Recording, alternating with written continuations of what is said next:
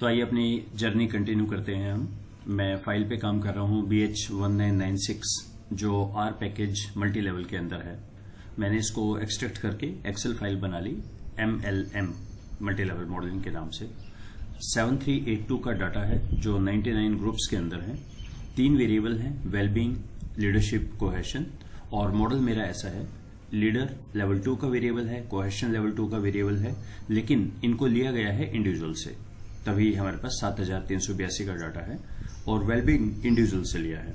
अब लीडर और कोहेशन के लिए मुझे ये डाटा लिया गया था लिकर्ट स्केल पे, बाद में उसको एवरेज कर दिया, यानी लीडर की कुछ आइटम्स थी 5 पॉइंट स्केल पे, उनको एवरेज कर दिया। क्योंकि ये लिकर्ट स्केल पे है तो मुझे RWG भी यूज करना पड़ेगा लीडर के लिए, कोहेशन के लिए। कैसे पता लगेगा? जो अगर लेवल 2 का वेरिएबल लेवल 1 के पर्सन से भरवा लिया जाए तो एग्रीगेशन करना होता है। अगर मैं यहां लेता ना कि लीडर से ही पूछ लेता तो कोई एग्रीगेशन की जरूरत नहीं थी। एक लीडर से लिया, उसका सबके आगे लिख लेता मैं। ठीक है, मैं आपको एक बार दिखा देता हूं। ये डाटा है मेरा ग्रुप से। अब लेट से जो मैंने यहां लीडर से लिया होता तो ये सबका अलग अलग नहीं होता, एक स्कोर सबके आगे आ जाता। फिर ये 2 वेरिएबल लीडर कोहेशन नहीं होते, ये 2 हम लोअर लेवल से पूछा और 2 हम अपर लेवल से पूछते। और अपर लेवल का मतलब ये है कि अगर किसी ने जैसे यहां पे 4 बोला पहले ग्रुप में, तो जहां तक भी पहला ग्रुप है, आई थिंक इनके 74 या कुछ ऐसे हैं, इन सब के आगे ये ऐसे लिखा जाता, 4 आ जाता। दूसरे से पूछते थे, फिर कोई दिक्कत ही नहीं होनी थी। अभी प्रॉब्लम क्या है, वेरिएबल है लेवल 2 का, भरवा लिया लेवल 1 के पर्सन से, तो एग्रीगेशन करना है। पर एग्रीगेशन के लिए हमें ईटा स्क्वायर और RWG चाहिए। उसी तरह से कुछ लेवल 2 पे कुछ लेवल 1 पे है, तो मुझे ICC यूज करना पड़ेगा। ठीक है, कैसे करेंगे? बहुत ही ज्यादा इजी है ये। तो मैं काम कर रहा हूं, अभी पीछे से काम करता रहा हूं ML के ऊपर। तो मैं इसको एक बार देख लूं। यहाँ पे ये डाटा है मेरा इस टाइप का। तो अब मैं यहाँ पे चलता हूं, इसको बोलता हूं पहला अजम्पशन ईटा स्क्वायर का। सो ईटा स्क्वायर, इसके लिए अनोवा यूज करते हैं, AOV। कौन सा? लीडर, LEAD, लीड, कैपिटल्स में आना चाहिए ये। डिपेंड्स ऑन, यहाँ क्या लिखते थे हम? फैक्टर लिखना नहीं भूलना है ग्रुप का। ठीक, डाटा इज इक्वल टू लिख दें तो ठीक है, वैसे अटैच कर रखा है, दिक्कत होनी नहीं चाहिए। और समरी चेक करें तो बेसिकली 605 डिवाइडेड बाय 605 प्लस 3795, ये हमारा आएगा ईटा स्क्वायर। हम सीधा ही लिख सकते हैं यहाँ पे ईटा, क्योंकि मैंने उसको कॉल किया हुआ है। मैंने कॉल किया था इजी स्टैट्स को, जिसके अंदर है इफेक्ट साइज। सो ईटा स्क्वायर 1, ये आ गया मेरा 14%। मैं एक बार क्रॉस चेक कर लूं, जस्ट मेरे लिए, आपके लिए नहीं। 605 डिवाइडेड बाई 605 प्लस 3795, ये हमारा 1375 है, मतलब 14% है और पर सिग्निफिकेंट है। ओके, हम एग्रीगेट कर सकते हैं, लीडर को एग्रीगेट कर सकते हैं। सेकंड हम चेक करेंगे यहाँ पे RWG। सो RWG क्या होता है? RWG के अंदर 3 आर्ग्यूमेंट है। बेसिकली R है किसका? विद इन ग्रुप का। WG for with in group. कैसे निकालते हैं? हाँ, ये देख लेते हैं कैसे निकालते हैं। वैसे तो देखिए, निकालते तो ऐसे हैं, आप लीडर रखिए यहाँ पे, और सेकंड है on the basis of group, तो यहाँ पे GRP लिखा मैंने ग्रुप के बेस पे। और एक तीसरा भी वेरिएबल है रैन वेयर, जो कि बाय डिफॉल्ट वैल्यू 2 है। ठीक है, तो ये सबकी निकाल के दे देगा हर ग्रुप की। RWG इसका। तो कैसे करें? मुझे क्या देखना होगा?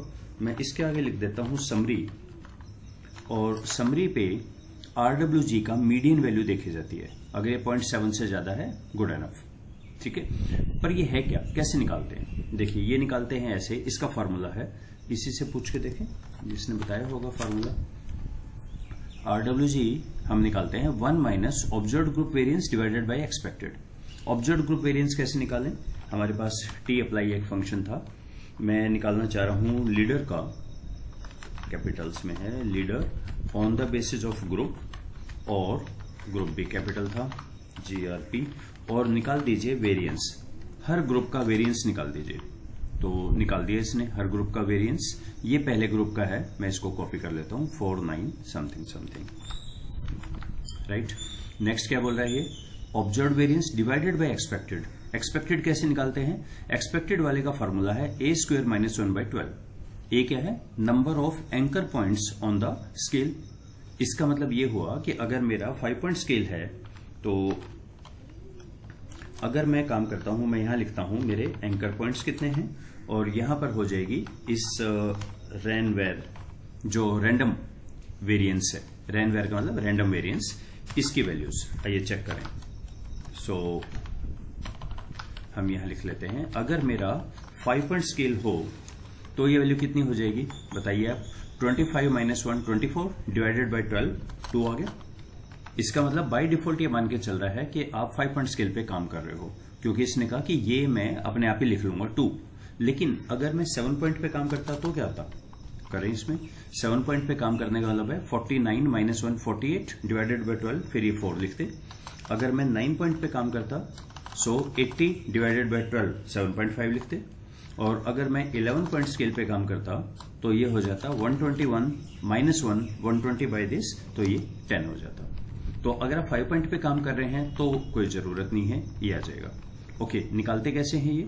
निकालते इसका फॉर्मूला ये गिवन है यहां पे 1 minus this value divided by 2 right. तो ये वैल्यू मेरी आई है 75221। चेक करें, जो सबसे पहला था ये वैल्यू 75221 ही आ रहा है, 8 का वो 22221, इसका 8 आ रहा है, मेरा यहां पर आ रहा है 22 समथिंग। ओके, 803 आ रहा है मेरा भी, राइट। समझ आया कैसे निकालते हैं? तो RWG हर ग्रुप का अलग निकलेगा, उन सब का मीन और मीडियन दोनों ले लें। यहां पे मीन भी गिवन है, मीडियन वैसे पेपर्स में हमेशा मीडियन रिपोर्ट होता है।